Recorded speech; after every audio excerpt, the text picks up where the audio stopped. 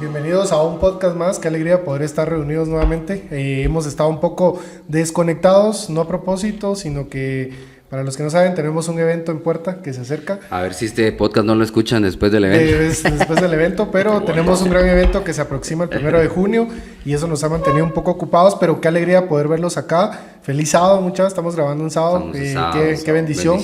Y esperamos que este podcast igual pueda ser para honrar y glorificar el nombre de Dios.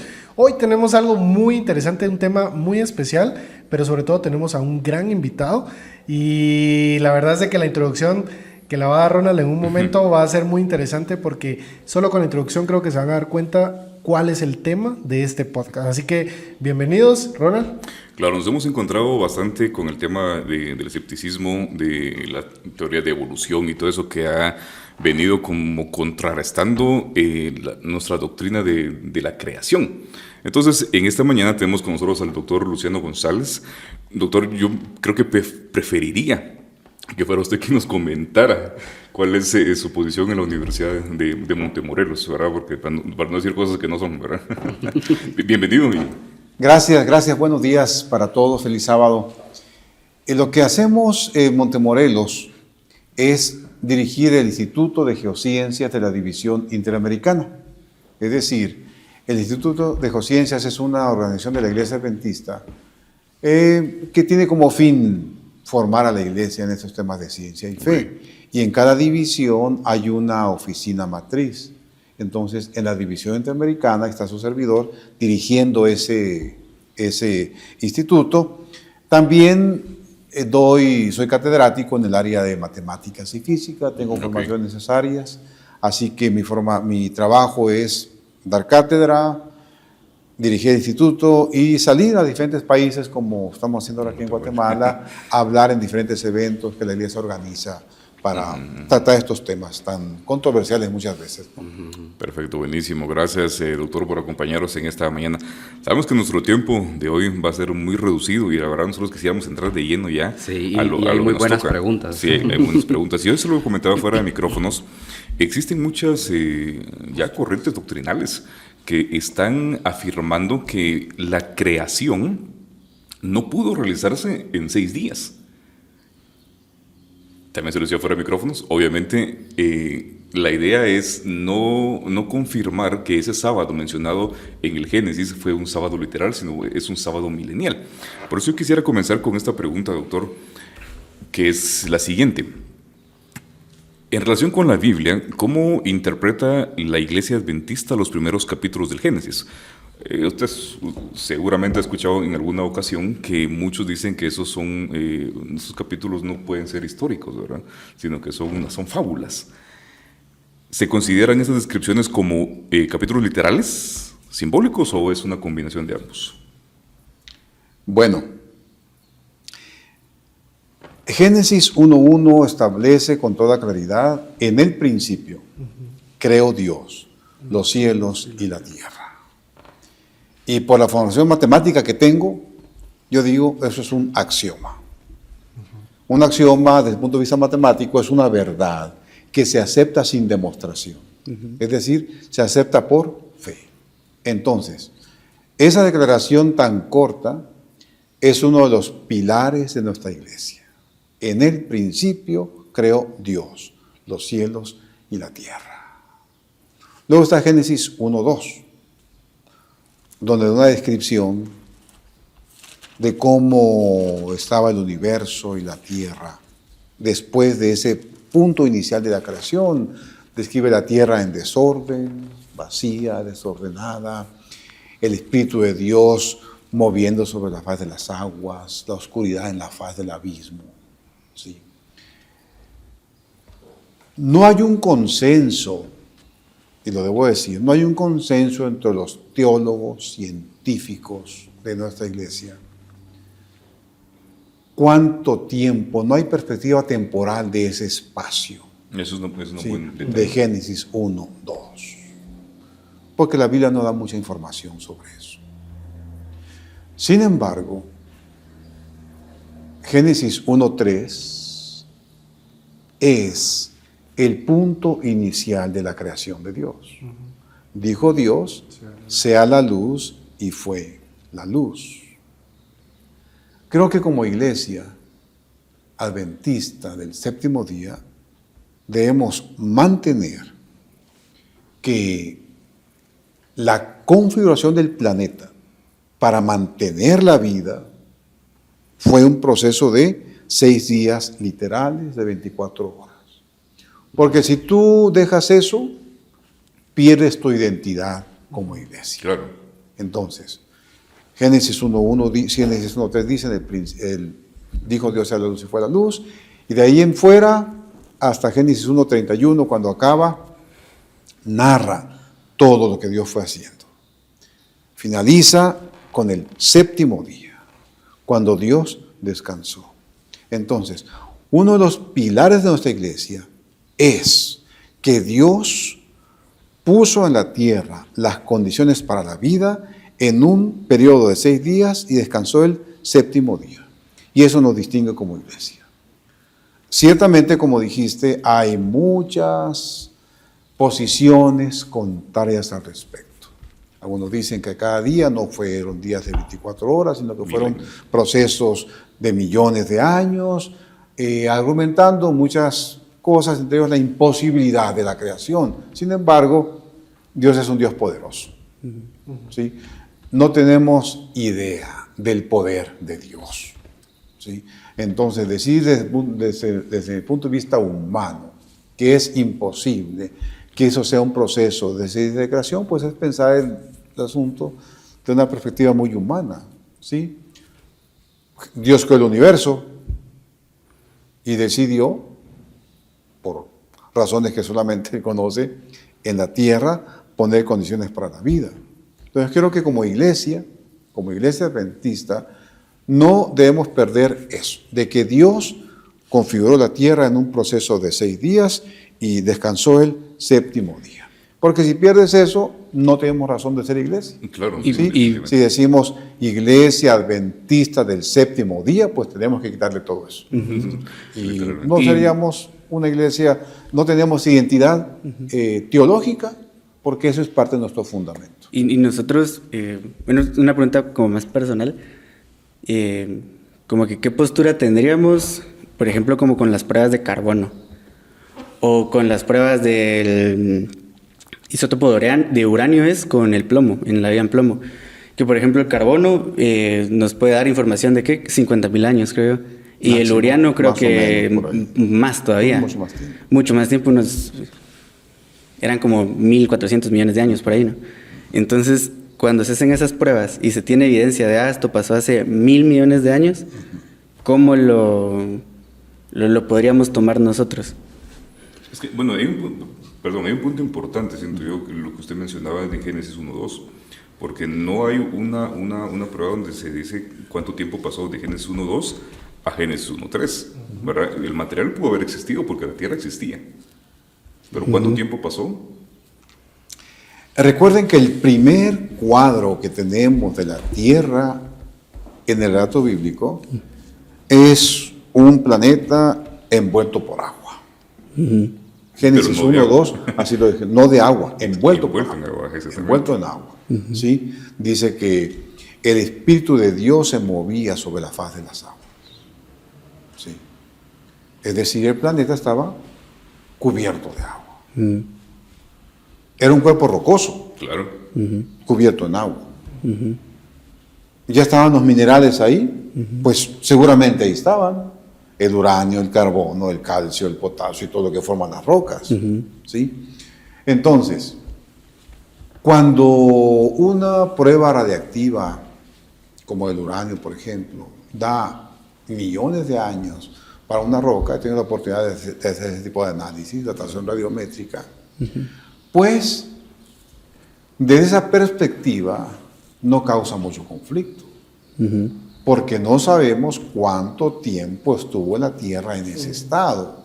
¿Sí? Las vidas medias, no sé si debo explicar este concepto, se llama vida media de un mineral al tiempo que tarda en reducirse a la mitad por emisión de energía. ¿Sí? En el caso del carbono, por ejemplo, es poco más de 6.000 años. ¿Sí? Si tú dejas 1 kilogramo de carbono 14, que es el radiactivo, ¿sí? vuelves después de un periodo poco más de 6.000 años, vas a tener medio kilogramo. ¿Qué pasó con lo demás? Se desintegró, se volvió energía, un proceso natural. ¿Sí? Eso se llama vida media de un mineral. El uranio tiene una vida media mucho más larga, no recuerdo el dato, pero muchísimo más larga. Entonces, ¿cuánto tiempo estuvo la Tierra como cuerpo rocoso en ese estado? No lo sabemos. Millones de años puede haber sido. Recordemos que la perspectiva temporal para Dios es muy diferente a mi perspectiva. Yo vivo mi vida en años, pero pues Dios es eterno. ¿Sí? La eternidad es una dimensión que no entendemos. Así que desde esa perspectiva, pues no causa mucho conflicto esas edades tan largas que dan algunos métodos radiactivos. Buenísimo. Sí, se utiliza esa idea o ese concepto como para demostrar que la Tierra tiene existencia hace muchos millones de años. Y tuvo un proceso evolutivo. Obviamente, ¿verdad? Y para sostener la idea de que si había agua... Nomás deja ser muy claro aquí, deja ser muy claro para que no haya confusión. Por lo evolutivo. Sí. Ajá. Es decir, el tiempo que le estoy hablando de Génesis 1-2 no es un proceso de tiempo evolutivo, ¿de acuerdo? Es un tiempo el cual, según varios científicos y teólogos, la Tierra estuvo desordenada y vacía, pero sin vida. ¿Okay? Eso no es darle una puerta a un proceso evolutivo. ¿Sí? Dios dijo, en el principio creó Dios los cielos, dice la Biblia. Llegó Génesis 1-2, una pausa, lo que le llaman algunos teólogos la brecha pasiva. ¿Sí? Luego, después de no sabemos cuánto tiempo, Dios escogió la tierra para configurarla para la vida. Entonces, muy importante, ese periodo de Génesis 1-2 de tierra desordenada y vacía no es un tiempo evolutivo.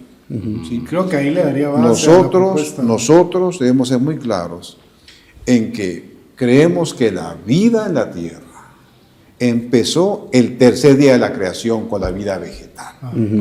¿Sí? Ahí empezó la vida en un tiempo con respecto a ahora que más o menos sería 6.000 años. Tampoco puedo decir que son 6.000 años exactos, porque nadie estuvo ahí para decir, mira, aquí empezó y aquí terminó, ¿no? Pero en base a la genealogía bíblica y otros asuntos, se establece más o menos ese tiempo, que la vida empezó en el planeta, pero no antes, ¿de acuerdo? Es muy importante que entendamos eso, porque si no, pues le damos una ventanita a los largos procesos evolutivos. Interesante. Que seguramente se podría decir que las teorías que se lanzaron en 1800, la teoría de la evolución y todo eso pueden basarse quizás distorsionando un poco esto. Bueno, es otra perspectiva que puedo explicar, pero no sé si va con la pregunta o no sé si después. Sí, por favor. ¿Sí? Sí, creo que sí, vamos a seguirlo. Okay. Bueno, entonces, decía hace un momento, el primer cuadro que se tiene de la Tierra en la Biblia es un planeta envuelto en agua. ¿De acuerdo? Después de un tiempo del cual no tenemos una perspectiva temporal, no sabemos. Sin embargo, tenemos el punto de vista secular, ¿sí? Del cual voy a hablar en la tarde, en la plática que voy a tener, quizá con más detalle, ¿sí? En el cual se plantea, desde otro punto de vista, plantea que el universo empezó hace más o menos 13.800 millones de años, ¿sí? Por la explosión o la expansión de un punto de masa, temperatura, densidad, infinitos, ¿no? Y que ahí estaba contenido el tiempo, el espacio y la energía del futuro universo, ¿no?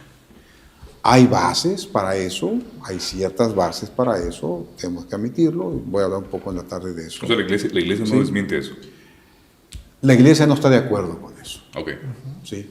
Porque, como ahorita en las palabras anteriores narré un poco lo que la Biblia establece. Ahora estoy hablando de lo que la perspectiva secular establece, ¿sí? Yo creo que el universo, como dice Génesis 1, fue creado por Dios, ¿sí? No dice cómo, fue algo ex nihilo, Dios creó de la nada, ¿sí? El punto de vista secular establece que el punto de masa infinita, el huevo cósmico, al que le llamó después la Maitreya, así le llamó el huevo cósmico, pues surgió probablemente de lo que se llama fluctuaciones cuánticas, ¿sí? Algunos procesos del vacío, ¿sí? Entonces, ese proceso de explosión y de expansión empezó, según la perspectiva secular, hace unos 13.800 millones de años, ¿sí? El universo, el espacio se ha ido expandiendo a través del tiempo, ¿sí? Y a través de varios procesos estelares, explosiones de supernovas, formación de galaxias, formación de estrellas, etc. Después de un tiempo, surgió lo que se conoce como la masa protosolar, ¿sí? Una masa de gases incandescentes que se condensó por gravedad. La palabra técnica es se acrecionó por gravedad, ¿sí? Las mismas presiones de esa masa gaseosa hicieron que en el centro surgiera el proceso de fusión nuclear, ¿sí? Proceso que requiere temperaturas del orden de 15, 20 millones de grados centígrados. Eso comenzó a formar el Sol, o la masa protosolar, ¿sí? Pero era una masa ígnea, una nébula protosolar, ¿sí? Que por procesos de movimientos rotativos, fuerzas centrífugas, fuerzas centrípetas, comenzó a expulsar pedazos de su materia, ¿no? Esos pedazos formaban los planetas según esta posición, y uno de esos fragmentos fue la Tierra. Entonces, el primer cuadro que se tiene de nuestro planeta en esta perspectiva secular es una masa de fuego, una masa ígnea, ¿sí? Noten que es muy diferente del primer cuadro. Y que es muy importante ser muy cautos, porque allá en los años de los 20, los 30, cuando Lemaitre, sobre todo Lemaitre, Edwin Hubble y otros, propusieron la teoría del Big Bang, ¿sí? Adventidas de ese tiempo, dijeron, vaya, finalmente podemos empatar lo que la Biblia dice con la ciencia. Porque podemos empatar Génesis 1:3, cuando dijo Dios sea la luz y fue la luz, podemos empatarlo con la gran explosión del Big Bang, que también fue así, ¿sí? Y ustedes pueden ver la historia eclesiástica, varios científicos de ese tiempo dijeron, vaya, ya podemos establecer ese puente entre la Biblia y la ciencia. Sin embargo, debemos ser muy cautos con eso, porque la teoría del Big Bang se estableció con el fin de sacar a Dios de la ecuación. ¿Sí? Lemaitre y Edwin Hubble no estaban pensando, a ver, ¿cómo le hacemos para que hacer lo que la Biblia? No. Queremos sacar a Dios de la ecuación. Lo plantearon como una fantasía que querían descartar. Como un relato aparte desde el punto de vista naturalista. ¿Sí? Entonces, una diferencia muy importante es la que estaba mencionando, ¿no? La Tierra en la cosmología del Big Bang aparece como una masa ígnea, primero. Nuestra cosmología aparece como un cuerpo envuelto en agua.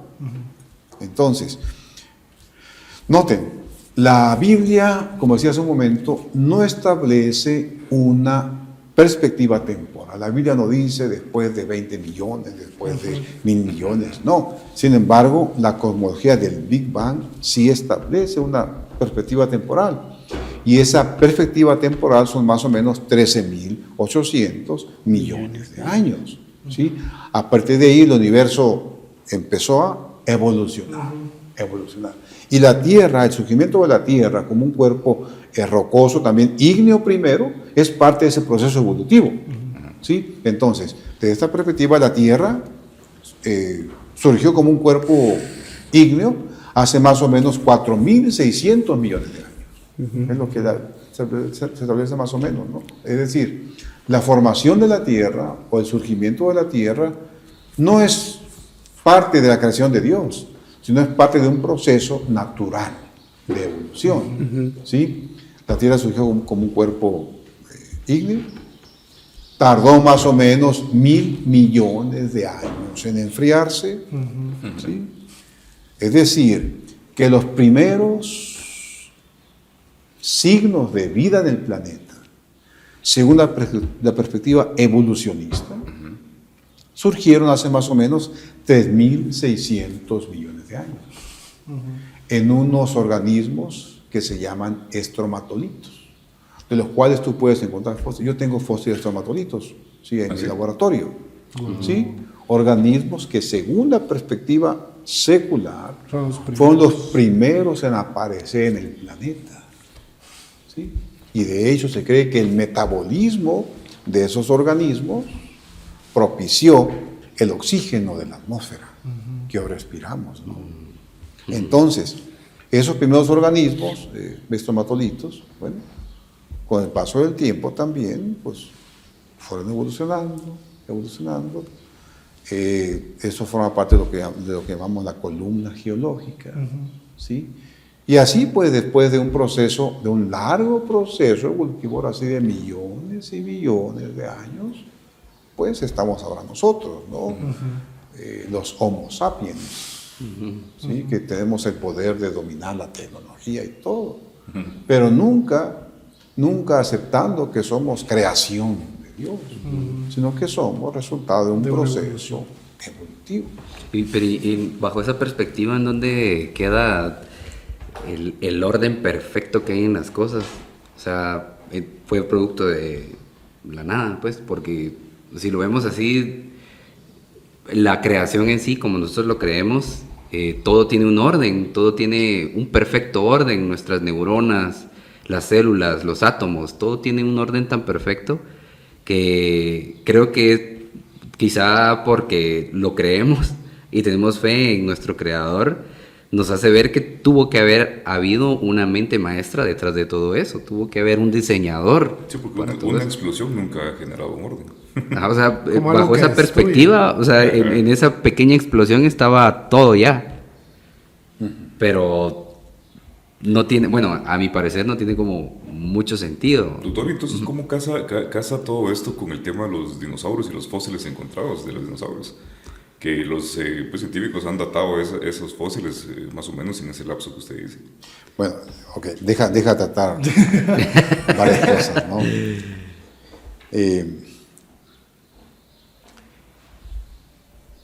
¿Cuál es ¿Qué sustenta el asunto de los dinosaurios, como tú dices, por ejemplo? ¿Cómo encaja eso en la perspectiva tanto creacionista como evolucionista? Es muy importante que entendamos que tanto los científicos creyentes en Dios como los que no creen en Dios tenemos los mismos datos. ¿Sí? Los fósiles son datos. Y son reales. ¿Sí? ¿Cómo interpretas tú esos datos?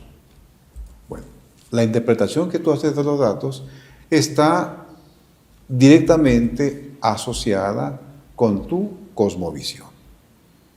¿Sí? Tenemos los mismos datos.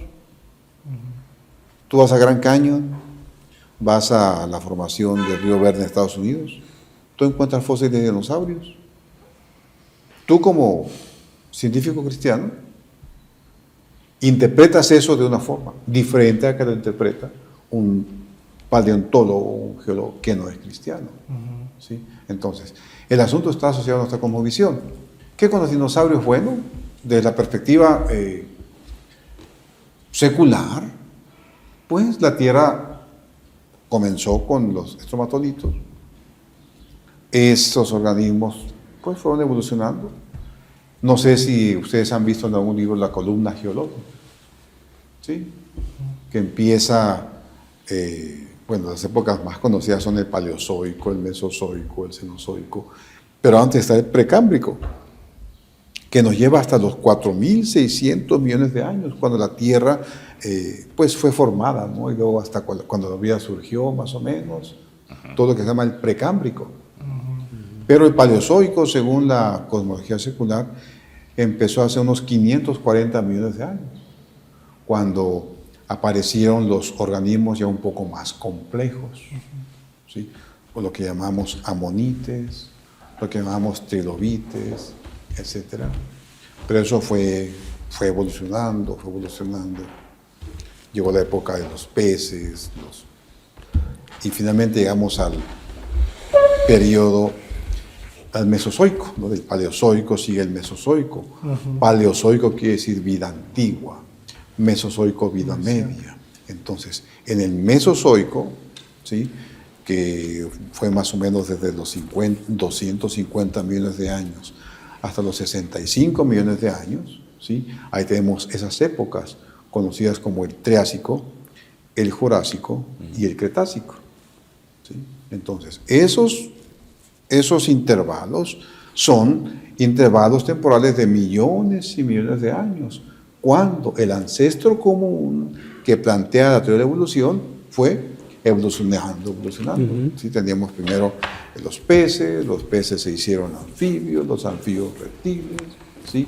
Y así llegamos a la época de los grandes dinosaurios, ¿no? En el Jurásico. Por eso todo lo que producen ahora las compañías que hacen cine, todo tiene algo de Jurásico, ¿sí? Jurassic World, Jurassic Park, etcétera, etcétera. Porque según la teoría de evolución, en esa época fue cuando los dinosaurios pues proliferaron. ¿Sí? Déjame acabar el relato, para no desviarme, ¿sí? Allí proliferaron en el Mesozoico, ¿sí? Particularmente en el Jurásico. Es decir, se establece que los dinosaurios fueron también parte del proceso evolutivo. ¿Es el Mesozoico o es el Cretácico también? Más que nada el Mesozoico. El Mesozoico, ¿sí? Perdón. Fue donde proliferaron. ¿Sí? Antes está el Triásico y finalmente el Cretácico, en el Mesozoico. Pero en el medio, en el Jurásico, fue cuando los dinosaurios proliferaron. ¿Sí? ¿Cuándo acabó el Mesozoico? Hace más o menos 65 millones de años. Y podemos ir un poquito más cerquita. Eso marcaría la extinción de los dinosaurios desde el punto de vista secular. Pues noten cómo voy haciendo siempre diferencia entre la cosmología secular y la cosmología bíblica, ¿no? Es decir, según la cosmología secular, pues hace 65 millones de años, un gran meteorito chocó con la Tierra, allá en lo que ahora es la zona de Yucatán. Esa colisión, pues, ocasionó muchos problemas, entre ellos una gran nube de polvo que cubrió la Tierra, la luz del sol no pudo entrar, las plantas se murieron, se mueren las plantas, se mueren los animales herbívoros, se mueren los herbívoros, se mueren los carnívoros porque ellos se alimentan de los herbívoros, ¿sí? Y eso fue una hecatombe, la hecatombe que acabó con los dinosaurios, y no solo con los dinosaurios, ¿no? Muchas especies de animales. ¿Quiénes sobrevivieron a esta catástrofe según la cosmología secular? Pequeños mamíferos y pequeños mamíferos, roedores. ¿Cómo? ¿Sí? Roedores. No. Ya que acabó los efectos de la catástrofe, pues los organismos sobrevivientes salieron otra vez. Y ahí comenzó otra vez el proceso evolutivo, ¿sí? Proceso evolutivo, ¿sí? Con el paso del tiempo, ahora unos 4 millones de años, siguieron los homínidos, ¿sí? Con el paso del tiempo, a partir de una secuencia del Homo erectus, del Homo afarensis, Neanderthals, etc. ¿Sí? En una carrera por la vida surgió por ahí el Homo sapiens, ¿sí? Que pues por el mismo proceso evolutivo, más capacidad craneana, un cerebro más desarrollado, capacidad de usar herramientas, comunicarse, etc. Y eso nos llevó hasta ahora, ¿sí? Eso es la perspectiva secular, ¿sí? Sin embargo, ¿cuál es la perspectiva bíblica?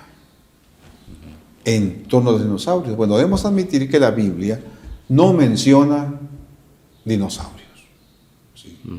La única referencia que podríamos tener a animales grandes se encuentra también en Génesis, donde dice que Dios creó los grandes monstruos marinos. Pero los dinosaurios no eran marinos. ¿Sí? Hay reptiles marinos que eran muy grandes, pero los dinosaurios eran animales terrestres. ¿Sí? Entonces, si Dios los creó, y yo creo que así fue, ellos fueron creados el sexto día de la creación. ¿Sí? ¿Cómo desaparecieron?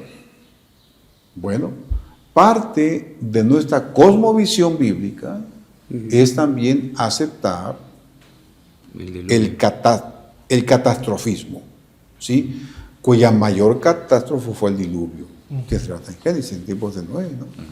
Entonces, creemos que ese diluvio, esa catástrofe, fue capaz no solamente de romper el continente existente en esos tiempos, ¿sí? Sino también de acabar con las especies animales. La Biblia no dice mucho. La Biblia narra el asunto del diluvio con cierto detalle, sobre todo cuando dice que los cataratas de los cielos fueron abiertas, ¿no? Y las fuentes del grande abismo también se rompieron. Pero no da mucho detalle del asunto, ¿sí? Pero creemos que en esa catástrofe estos grandes organismos murieron. Tenemos un soporte en Espíritu de Profecía, Elena de White, nuestra persona que aceptamos como profetisa de Dios. Ella tiene varias citas al respecto. Dice que Dios permitió que los grandes animales murieran, porque el hombre, por su estado debilitado, no podría dominar. Entonces, cuando su servidor, como un científico creyente, va al campo, nos encontramos con un fósil de dinosaurio, ¿sí?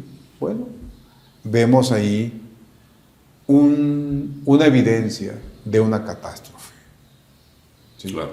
Porque para que un organismo se fosilice, pues debe ser enterrado rápido, y eso se logra con grandes saludes de sedimento, ¿sí? Que un organismo sea enterrado en un proceso rápido, se inhibe el organismo ya muerto de las acciones de los patógenos, del oxígeno, etcétera, ¿sí? Y se fosiliza, ¿sí? Y es lo que se encuentra ahora. Tú vas a algunos lugares y encuentras diversos organismos fosilizados.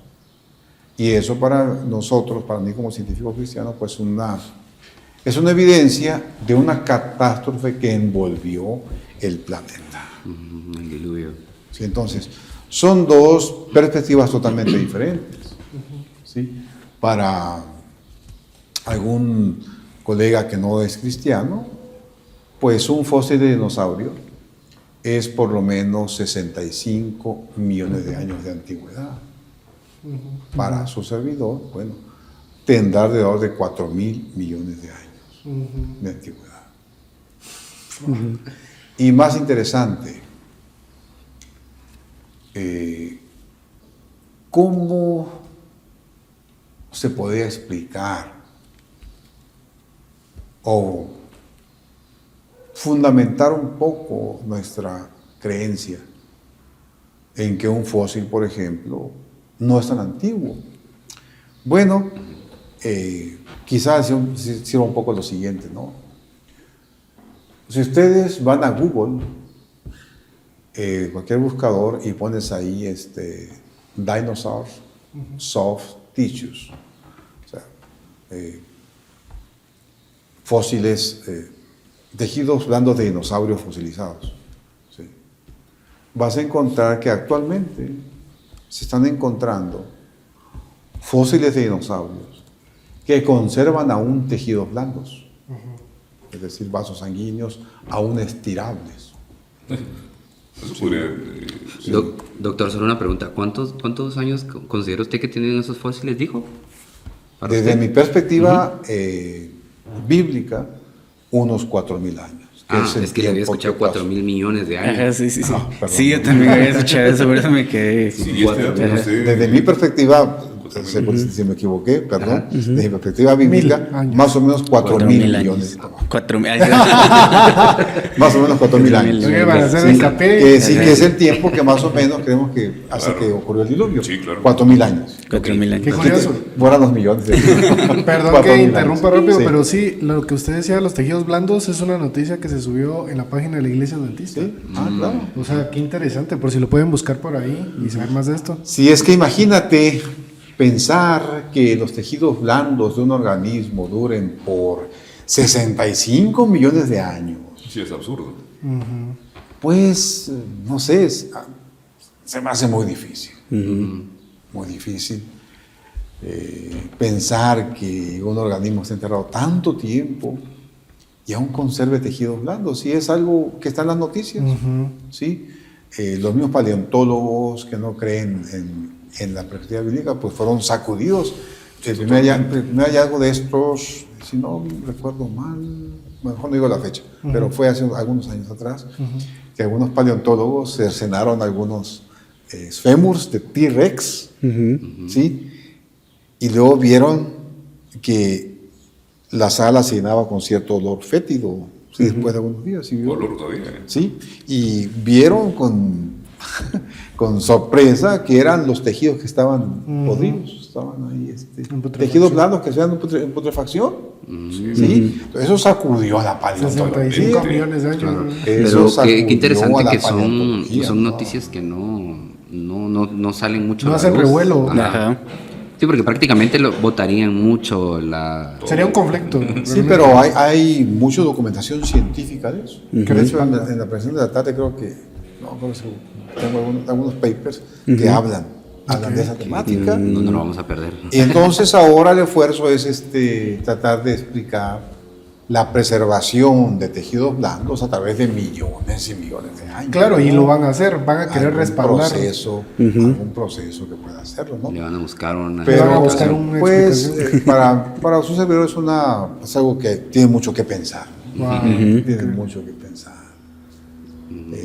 Eso en un momento dado fortalece la idea de que la catástrofe que causó la muerte de sus organismos, pues no tiene millones de años, quizá miles de años, ¿no? Es más aceptable que pensar que esos tejidos estén frescos después de tanto tiempo. Y yo tengo una pregunta. Hoy, cuando lo fui a encontrar aquí al frente, escuché que iba a hablar sobre Salmos 19, ¿no? Y yo había leído que Salmos 19, desde una perspectiva científica, se podría corroborar en que todos compartimos cadenas de ADN, entonces también se puede observar la creación de Dios en nosotros, que todos fuimos hechos por Él. Entonces no sé si eso es así, y si hay más ejemplos en la Biblia que nos puedan decir como que también tiene una base científica, que se podría decir esto que se habló aquí en la Biblia también puede estar, porque por ejemplo como con lo de los dinosaurios, yo había leído que en Job 40:15 se habla de una bestia, Del Leviatán. de Leviatán y de Behemoth, que decían que eso supuestamente se podía comparar a un dinosaurio, a un similar de los que se hablaba, que era como que el más próximo registro que se tenía en la Biblia eso. Bueno, tocaste varios puntos. déjame tocar uno. Sí, esas descripciones que Job hace de ciertos organismos ahí en su libro es muy interesante, ¿no? Es muy interesante. Donde habla del Leviatán, habla del Behemoth, habla de organismos cuya piel es como coraza, dice, ¿no? Dice que destruye el hierro con sus dientes, ¿no? Uno piensa en un T-Rex, ¿no? Esos que ponen ahí. Jurassic Park, las películas, ¿no? Entonces, es muy interesante si tú analizas un poco el contexto histórico, ¿sí? ¿Cuándo vivió Job, más o menos? ¿Cuándo vivió? 1800 antes de Cristo. Vivió después del diluvio. Tipos de Y Abraham, probablemente antes de Abraham. Ahí lo sitúan varios historicistas, ¿no? ¿Qué punto más importante? Después del diluvio y antes de Abraham. Ahora bien, recuerden que al diluvio pues sobrevivieron Noé, sus 3 hijos, sus esposas, ¿no? Las esposas de los hijos, ¿no? Sobrevivieron. Y ellos habían visto directamente. Vieron el diluvio. Sí, claro. También vieron organismos. Sí, sí, sí. ¿Sí? Y quizá esa información se pasó de boca a boca. Y quizá Job escuchó esa descripción de animales de alguien que los había visto. O por lo menos de una fuente más directa, ¿no? Ajá. Entonces, el que Job hable de eso allí, pues bueno, pues corrobora en cierta forma lo que quizá alguien vio y se lo contó a él. Pero no significa que ya estaba en Sí. ese tiempo. No tenemos exactamente la perspectiva temporal, porque muchos estudiocistas pues no están de acuerdo en cuándo vivió Job, ¿no? Pero se ubica más o menos ahí entre después del diluvio y antes de Abraham. ¿Sí? Entonces, el que Job haga esas descripciones no implica necesariamente, desde mi perspectiva, que esos organismos vivían en su tiempo, sino quizás son descripciones de alguien que los vio, dijo, mira, este era así, y emocionado. Imagínense, uno escribiendo un Diplodocus, por ejemplo, ¿no? O un T-Rex, puede ser, ¿no? ¿Sí? Tengo una corbata, ahí la traigo, pero la vamos a poner más tarde probablemente. Nos traigo un Diplodocus ahí. Tú traes 4 extras por ahí, No, no, fíjate. De hecho, creo que la voy a usar mañana ya en Quetzaltenango, en Chela. Sí, pero es muy interesante eso. Algunos comentadores dicen que sí, cuando dice, por ejemplo, que su cola mueve como un cedro. Ajá. ¿Sí? Sí, sí, sí. Eso, algunos dicen, bueno, eso encaja bien para un Diplodocus, ¿no? Esa cola que tenían tan grande que te daba un colatazo y causaba problemas, ¿no? A uno dicen que no, que es mejor de esos animales que dan vuelta a la cola son los rinocerontes. Para sacudir las moscas, Sí, los insectos. sí. Son los rinocerontes y Sí, los pero tienen hipopótamos. cola muy delgadita, ¿no? Ajá. Así que dicen, bueno, hace un concurso de colas, ¿no? A ver cuál describe mejor, ¿no? Yo diría que mejor un Diplodocus, ¿no? Pues una cola gruesa como un cedro, ¿no? Pero bueno, la Biblia, como dije, no menciona la palabra dinosaurios, ahí tampoco habla de dinosaurios. La palabra dinosaurio fue inventada hasta 1842, ¿sí? Hasta 1800 por un científico inglés. Ahorita no me acuerdo su nombre. 1842. En 1942, él fue el que tradujo la palabra dinosaurio en el argot de la paleontología, ¿sí? Dinosaurios terribles, porque estaban encontrando. Incluso Elena de White, ella tampoco usa la palabra dinosaurio en ninguno de sus escritos. Sí, pues es que casi paralelo al tiempo de Elena, es que es... Sí, exactamente. La paleontología tuvo mucho desarrollo en esa época. Charles Darwin nació en 1809, publicó su libro en 1859, el 24 de noviembre de 1859. Desapareció Wallace. Murió, si no recuerdo mal, en 1982. Ajá. Y la teoría de la evolución estaba en boga. Y es muy interesante, ¿no? Mientras la iglesia adventista estaba también desarrollándose, la teoría de evolución también. Es más, un dato muy interesante es que el año de Gran Chasco, en octubre de 1944, fue la época, fue el año, por lo menos no recuerdo si más también, fue el año en la que Charles Darwin tenía el primer borrador de su teoría evolutiva. Es interesante eso. Coincidieron, sí. Sí, eso está en la literatura, pues lo pueden encontrar. 1844. Fue cuando tenía que haber algún tenía distractor. Su primer borrador de los conceptos evolutivos. Sí. Pues hay cierta relación entre esos acontecimientos. Totalmente. Interesante. Y yo tengo una pregunta, quizás es muy personal, pero que con respecto al tema de los fósiles y lo que se ha ido encontrando y todo esto, y el tema del antediluviano, todos los elementos antediluvianos, ¿realmente existía un propósito de Dios en el que nosotros encontráramos esto, buscáramos esto, indagáramos sobre esto? ¿Qué? Hay una cita de Elena de White que la voy a enseñar mañana, en la tarde también creo, ¿sí? Donde dice que todo eso, los organismos que fueron enterrados y todo eso, serían evidencia para las generaciones futuras. ¿Sí? No recuerdo textualmente la cita, pero la podemos checar más tarde, ahí la traigo. Okay. ¿Sí? Por ejemplo, habla de los grandes yacimientos de carbón. Ajá. ¿Sí? Los grandes yacimientos de carbón es degradación de tejidos vegetales en grandes masas. Lo que hoy es el petróleo, ¿no? ¿Sí? Tú vas a Wyoming, entre otros lugares, y encuentras capas de carbón inmensas. Tú vas en el carro caminando y caminando, ahí tú ves la capa de carbón de unos 6, 7 metros de altura, kilómetros, y que parece que se mandó a hacer, pero no, es algo natural. ¿Sí? Ok.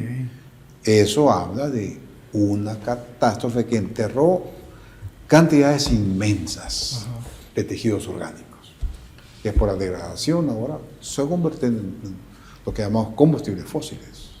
Ok. O sea, son evidencias de una catástrofe. Tenía esa duda, genuinamente. Yo genuinamente podría decir, yo sí tenía la perspectiva de que quizás Dios quería no dejar esa evidencia de lo que pasó, de lo que es. Creo Esa que era al mi contrario, perspectiva. Ajá, ¿no? pero por el contrario. Lo que no encontramos, lo que no se ha encontrado son fósiles de antediluvianos. Ah, gigantes. Sí, eso no se ha encontrado. Y también yo veo en eso un cumplimiento de la palabra bíblica. Porque recuerden cómo la Biblia usa la palabra, dijo Dios, voy a raer de la tierra al hombre que he Te creado. lo digo muy en serio. ¿Y qué es raer? Borrar. Desaparecer, borrar. Entonces, pregunta, profe, ¿por qué no encontramos fósiles de antediluvianos? Pues Dios los desapareció, fue lo que él dijo que iba a hacer. Hemos encontrado fósiles de organismos, ¿sí? Tanto vegetales como animales, pero no hasta donde yo tengo conocimiento, no se han encontrado fósiles de antediluvianos. Hace unos años, teóricamente había desenterrado acá en Irak, creo, por esas zonas del Medio Oriente, unas tumbas donde había grandes esqueletos con cráneos muy grandes y fémures muy grandes, y el diluvio. Pero no, un análisis serio mostró que eran cosas que habían fabricado, eran cosas sembradas. Bueno, igual para tiempos de David también habían gigantes, pues, ¿no? Sí, claro. O sea, no estamos negando el gigantismo, por supuesto que hay gigantes, ¿no? La misma Biblia habla, y aún hoy todavía se dan casos de gigantismo para nuestra generación, ¿no? ¿Por qué gigantes? Bueno, son asuntos genéticos, ¿no? Claro. Y antes del diluvio, la raza humana era mucho más fuerte en todos los aspectos. No habían enfermedades que hoy hay. Exactamente. Wow. Bueno, doctor, la verdad es que el tema da para pasar hablando toda la tarde. Y pues claramente no podemos hacer la invitación a la gente de que venga hoy porque no se va a publicar hoy. Sin embargo, creo que quizás lo último que quisiera preguntarle ya muy resumido es si las personas tienen interés en estos temas, ¿con qué tipo de actitud deberían de acercarse a la investigación, a buscar, siendo nosotros adventistas, sabiendo que primero que todo Dios creó todo lo que conocemos? ¿Qué le diría a estas personas que tienen esta curiosidad? Y también si ustedes en el instituto que usted dirige publican sus resultados, dónde lo publican, nosotros lo podemos obtener para poder estudiar. Mira, la Iglesia Adventista tiene lo que se llama el Instituto de Geociencias, ¿sí? Que es la sección de la Iglesia, el departamento de la Iglesia que trata con estos temas de ciencia y fe. La matriz está en Loma Linda, California. Si tú pones en Google, pon grisdadia.org, vas a entrar a la página. Esa es la mía. Pon grisda.org nomás. Así. Sí, sí. Ese es. Sí. Ese es el Instituto de Conciencia de la Iglesia Adventista a nivel mundial. Okay. Sí. Ahí tú encuentras muchos materiales, videos, artículos, discusiones, etc. Ahí tienes videos muy bonitos, artículos, hay algo de un servidor también por ahí. Ahí está. Sí, diversos. Mira, ahí está. Sí. Ese es un asunto donde hablé sobre la termodinámica. Sí. Hay varios temas ahí. Eso es a nivel global. Es lo mejor que tenemos. En la división interamericana tengo un sitio. Si ponen ahí en Google Pon ahí nuestros orígenes, revelaciones. Y pones mi nombre al final. Nuestros orígenes, revelaciones, Luciano González. Sí. Ese es un sitio. En YouTube. En YouTube, sí. Cada sábado a las 3 de la tarde emitimos un programa en vivo con un científico de la iglesia hablando de diferentes temas. Hoy tendremos a una persona de Perú, va a hablar sobre los procesos de troncos fosilizados que hay allá en Perú, en los Andes. Hay una zona donde tú encuentras muchos troncos petrificados. ¿Sí? Él va a hablar sobre esos procesos de petrificación, pero ya hemos tenido astrónomos, geólogos, biólogos, médicos, astrofísicos, etcétera, con temas en vivo. Lo interesante es que el conferencista habla por 45 minutos, una hora, y después el público hace preguntas en vivo. En vivo. En vivo. No, sí. Y le hacen preguntas al Astronomía. conferencista. Tenemos un público desde Chile hasta África. Chile, Perú, Argentina, Estados Unidos, Canadá, España, Rumania, África. Tenemos público de esas partes. Muchos se juntan en vivo y luego después, como eso queda en YouTube, luego mucha gente también los investiga, continúa. ¿no? Ahorita tenemos ya como unas 140 conferencias de diversos temas, porque cada sábado tenemos uno. Su servidor es quien lo dirige, pero hoy me va a llevar un colega de Montemoreno, porque yo estoy fuera. Cuando ando fuera y puedo, lo hago a veces, pero ahorita puedo estar muy presionado aquí, por eso no voy a dirigir. Seguramente. Eso es un sitio. Hay otros sitios, si tú pones también ahí, pon .geo, escribe así .geo, y mi nombre también. Vas a encontrar una serie de videos, donde ahí yo soy el presentador, abordo diversos temas también de mi competencia. Sí. Es .geo. Geo. Luciano González. Yo tengo los links directos, se los puedo pasar a ustedes. Sí. Si son directos. Aquí está, de la Universidad de Montemorelos. Sí. Vamos a ver qué. Es que la verdad, doctor, no teníamos conocimiento que la iglesia adventista le estuviera poniendo tanto énfasis. Sí, De claro. verdad. ¿Por qué el énfasis? Bueno, ustedes deben saber que muchos muchachos, esos son artículos míos, muchos muchachos dejan la iglesia, salen de la preparatoria, se van a la universidad, y como el pensamiento evolutivo permea en todas las áreas, no importa qué estudies, si estudias matemáticas, física, química, biología, economía, los conceptos evolutivos de alguna forma permean. Y cuando menos piensas el muchacho que yo creyendo en Dios, se hace escéptico. Y al final se hace ateo. ¿Sí?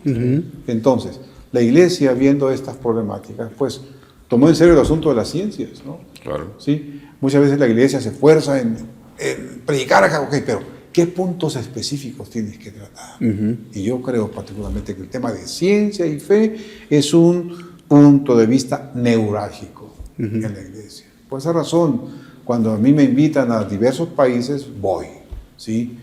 A unos me han dicho incluso, ya rechazas invitaciones porque estás muy ocupado. Claro. Pero siempre que tengo el tiempo, busco una escala, ok, voy ahí.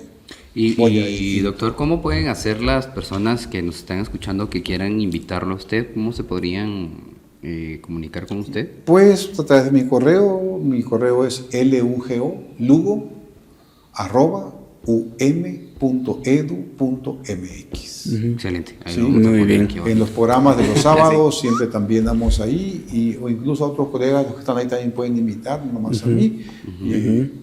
Tengo, gracias a Dios, hay expertos en biología, expertos en astrofísica, en diversos temas. Qué increíble tener más temas así. Para fortalecer, pues, nuestra convicción de que Dios es nuestro creador, ¿no? Eso es, Bueno, exacto. eso es el Yo asunto creo. principal. Gracias, de verdad le agradecemos bastante por estar Sí, acá, gracias, por el doctor. tiempo. Creo que ahorita llevamos mucha información en la cabeza y le puedo casi que asegurar que tal vez a excepción de Ángel, que aquel por su carrera, algunas cosas no las entendimos completamente, pero creo que es bueno hacer la invitación a la gente de que si quiere investigar, pues que lo haga a Hay través de material. estas páginas, el Sí, material, hay la mucho material, información. Y quizás yo solo quiero terminar con la frase que dijo Einstein, que detrás de cada puerta que la ciencia abre siempre está Dios. porque al final del día no importa cuántas investigaciones, fósiles, lo que sea, todo siempre nos va a llevar a Dios, y eso creo que es algo muy increíble. Y de verdad no sé si alguien quiere agregar algo. Antes de despedirnos, uno de los mensajes de los tres ángeles, el primero, insta exactamente a adorar al Creador. Sí, es muy importante afirmar nuestra fe, la confianza en lo que hemos creído, para exactamente cumplir con el llamado del primer ángel, ¿verdad? De adorar a nuestro Creador. Excelente. Así que muchas gracias, doctor. Perdón, solo perdón. Complementando lo que dijiste, Ajá. eso es muy importante. ¿En qué contexto histórico se sitúa el mensaje del primer ángel? Exactamente, en 1800. En esos años. ¿Sí? Ya expliqué hace un momento. ¿Sí? El libro de Darwin, que cambió la cosmovisión de muchas personas, se publicó en 1859, habiendo sido el primer volador en 1944. Entonces, el mensaje del primer ángel históricamente se ubica exactamente en esa etapa.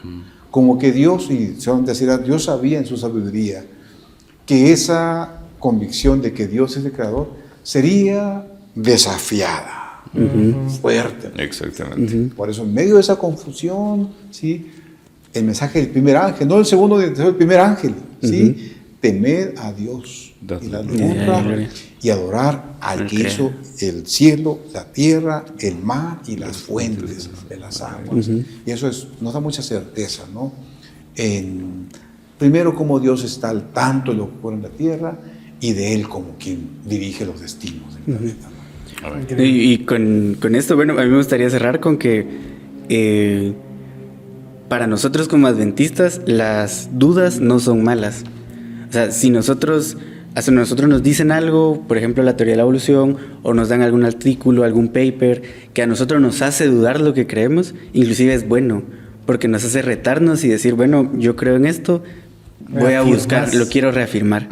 Y sabemos que la iglesia también tiene un departamento que se encarga de eso y nos puede ayudar a nosotros a aclarar nuestras dudas. Entonces no meternos a investigar un tema porque, ¿quién quita? Y capaz me confunden o me salgo de la iglesia. No, o sea, verlo como una oportunidad para reafirmar nuestras creencias, y sabemos que la iglesia nos apoya y nos da material para que nosotros podamos estudiar esto.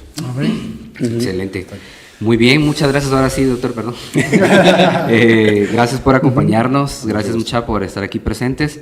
Queremos cerrar solamente invitándolos siempre a que nos sigan en redes sociales, ¿sí? Instagram como Somos el Cuarto Ángel, Facebook como Somos el Cuarto Ángel también, en YouTube como Cuarto Ángel, en Spotify como Cuarto Ángel Podcast y TikTok como 4TO Ángel. Vamos a tratar de poner el mismo en todo. Sí. Así que muchas gracias. Nos miramos en una próxima, primero Dios. Bueno, nos miramos y nos escuchamos en una próxima. Gracias. Hasta luego.